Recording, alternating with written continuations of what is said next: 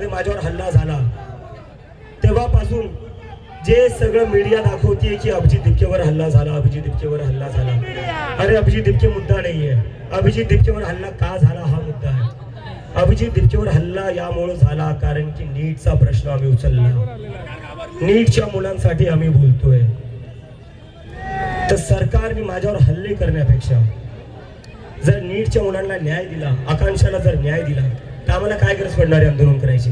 मला काय गरज पडली असते अमेरिकेवर इथे यायची सर्व सोडून. तुम्ही तुमचं जर काम नीट केलं असतं तर इथं आज एवढी हजारो मुली का आल्या असत्या.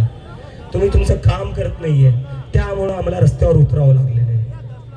अजूनही सांगतोय 20 तारखेच्या आधी राजीनामा द्या, नाही तर 20 तारखेला अख्खा भारत दिल्लीला येणार आहे.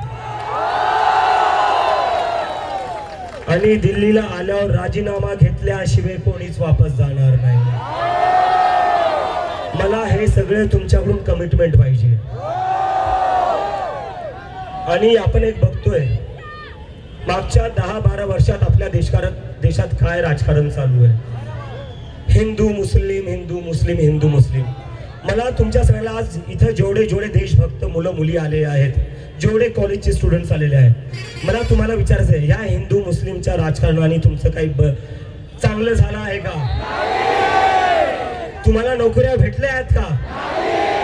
तुम्हाला ऍडमिशन भेटत आहेत का? तुमच्या परीक्षा नीट चालल्या आहेत का? तर मग या हिंदू मुस्लिमच्या राजकारणाने कोणाचा फायदा होतोय? कशासाठी एवढं हिंदू मुस्लिम यांनी आपल्याला काय केलं मित्रांनो हे समजून घ्यावं लागेल. मला तुमच्याकडून आज कमिटमेंट पाहिजे. फक्त यांना दोष देऊन चालणार नाही. कुठं ना कुठं चुकी आपली आहे. जेव्हा यांनी आपल्याला डिवाइड केलं, आपण डिवाइड झालो, ही आपली चुकी आहे. तर मला तुमच्याकडून सगळ्यांकडून कमिटमेंट पाहिजे. याच्यानंतर इथं जेवढेही लोक आलेले आहेत ते कोणीच हिंदू मुस्लिमच्या पॉलिटिक्समध्ये इन्व्हॉल्व्ह होणार नाही. जी पार्टी असेल, कोणती पार्टी असू दे, मला काही घेणं देणं नाही कोणती पार्टी आहे. जी पार्टी हिंदू मुस्लिमचं राजकारण करेल, जो नेता हिंदू मुस्लिमचं राजकारण करेल, जे हिंदू मुस्लिमवर वोट मागतील त्यांचा आपण बॉयकॉट करायचा. हिंदू मुस्लिम की राजनीति, हिंदू मुस्लिम की राजनीति, हिंदू मुस्लिम की राजनीति, हिंदू मुस्लिम की राजनीति, हिंदू मुस्लिम की राजनीति. या हिंदू मुस्लिमच्या राजकारणामुळे झालं काय मी तुम्हाला सांगतो.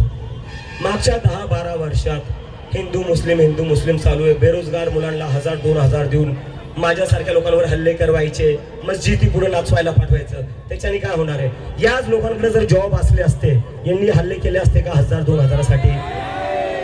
मस्जिदी समोर जाऊन नाचले असते का? अरे मंदिरासमोर जाऊन नाचा ना. आपला धर्म काय मस्जिदी समोर नाचण्यासाठी आहे? काय डोकं तुम्ही कुठे घाण ठेवलेलं मला काही कळत नाही. आणि ह्या 10-12 वर्षात झालं काय हिंदू मुस्लिममुळे? आज आपल्या देशात 40 वर्षात सगळ्यात जास्त बेरोजगारी दर आहे. पण हा मुद्दा कुठंच मेनस्ट्रीम मीडियावर दिसत नाहीये. आज आपल्या देशात शिक्षण व्यवस्था पूर्णपणे कोलॅप्स झालेली आहे. पण हा मुद्दा कुठंच मेनस्ट्रीम मीडियामध्ये नाहीये.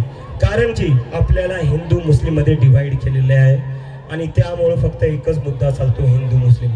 तर जेव्हा तुम्ही हिंदू मुस्लिमच्या पॉलिटिक्समध्ये इन्व्हॉल्व्ह होणं बंद करसाल, जेव्हा तुम्ही हिंदू मुस्लिमच्या जी मीडिया चालवते त्याच्यात इन्व्हॉल्व्ह होणं बंद करसाल, तेव्हा कुठे जाऊन हा देश बदलेल. आपल्याला फक्त शिक्षण व्यवस्था नाही, आपल्याला देशही बदलायचा आहे. बदलायचा आहे की नाही बदलायचा आहे? कोण कोण हा देश बदलेल? हात वरती करून सांगा शेवटपर्यंत. प्रदीप भाऊ अजून एक नवीन ट्रेंड चालू आहे या देशात. अजून एक नवीन ट्रेंड चालू आहे.